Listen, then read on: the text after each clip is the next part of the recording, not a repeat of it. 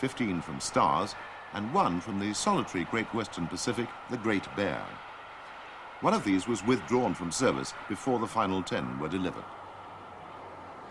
The standard castle outline was unchanged over the years, although the chimneys were reduced in height over a period. Originally, the early locomotives ran with very low tenders, which gave them an unbalanced look.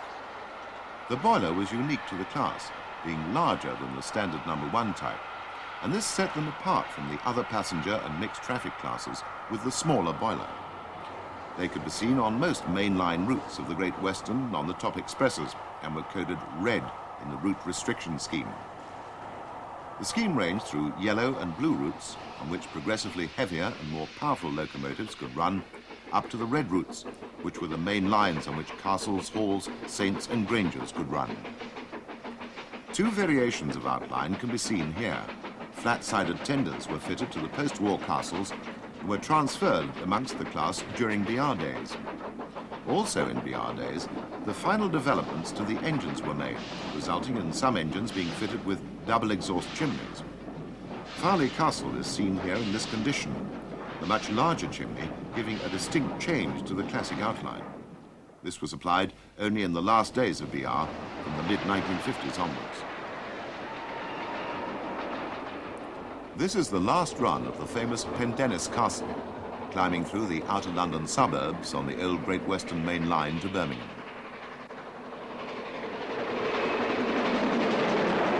In the 1960s, number 7029 Clun Castle was purchased for active preservation. She was one of the double chimney variety and undertook rail tours all over the country, including a visit to Carlisle via the Settle and Carlisle line, the furthest north a castle has ever been. For many of these runs, she ran in her standard British Railways livery, the only one she'd ever worn, as she was one of the final batch of 10 engines delivered in 1950. She looked quite superb at the head of a full rake of maroon coaches.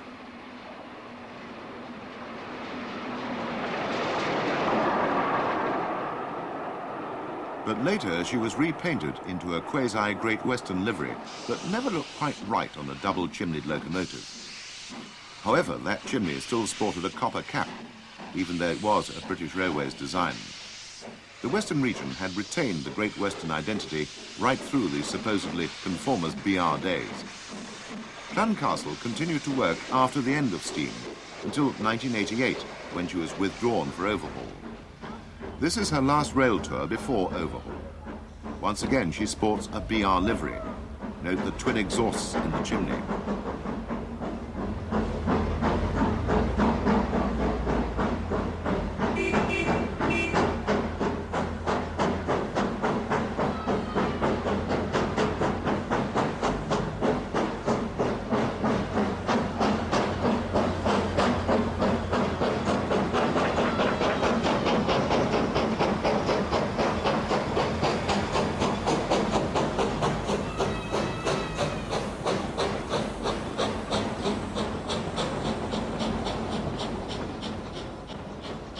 For many people throughout the first half of this century, the Great Western spelt holidays. Hundreds of thousands of holidaymakers made their way to the West Country alongside the seawall at Dawlish and Teignmouth. This was their first view of the seaside, and many a tear was shed in 1985 when the Western region celebrated 150 years of the Great Western Railway by running trains headed by no less than 2 castles. Both had celebrated careers as restored engines in the 1970s and 1980s.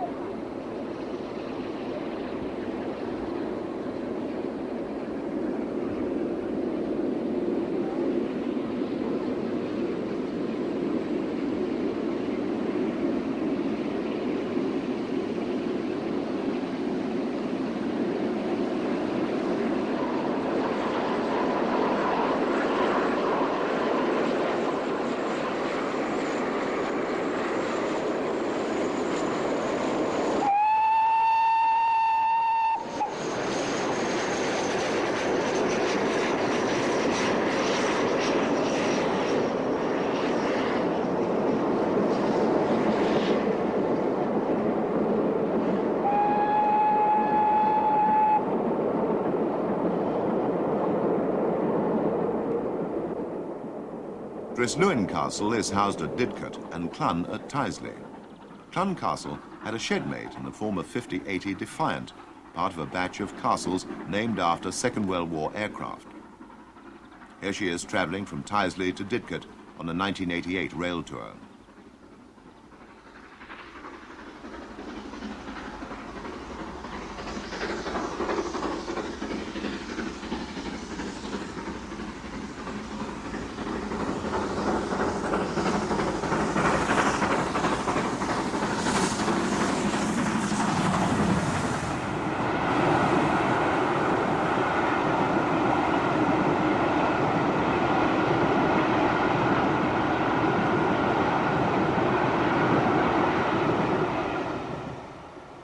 A fifth working preserved castle appeared in 1991. 5029 Nunney Castle is also a product of Didcot Shed and effectively replaced Dressluin when it was withdrawn for overhaul. Here she climbs the bank from Stroud on the route from Gloucester to Swindon on a prestige train run for British Rail's intercity sector. She bears the full Great Western livery.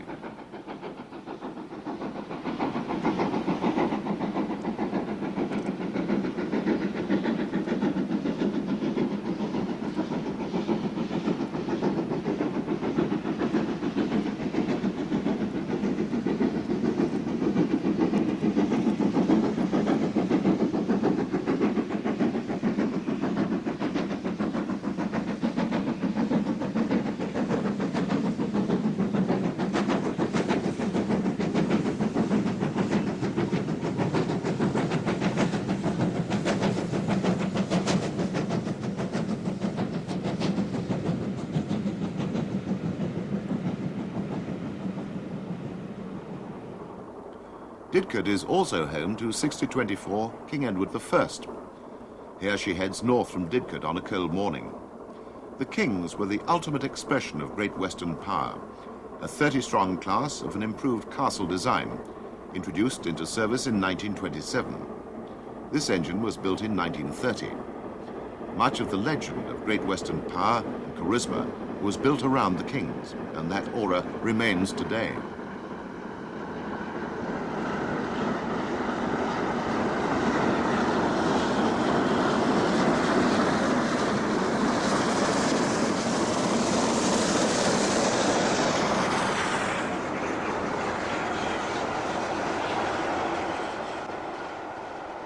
The massive boiler, larger than on any other Great Western class, gives these engines a very powerful look at the front.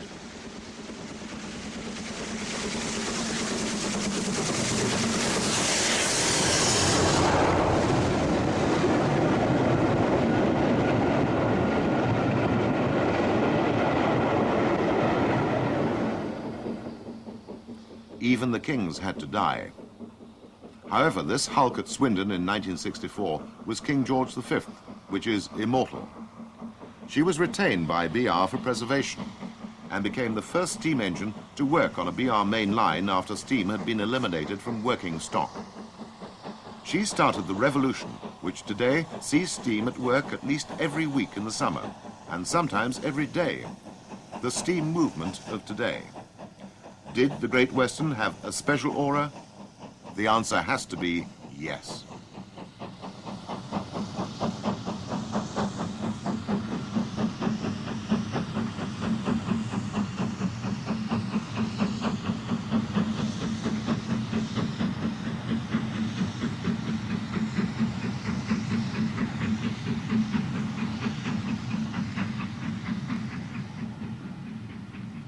Finally, the fastest and the most famous. City of Truro and King George V teamed up for one memorable rail tour, seen here just south of Shrewsbury.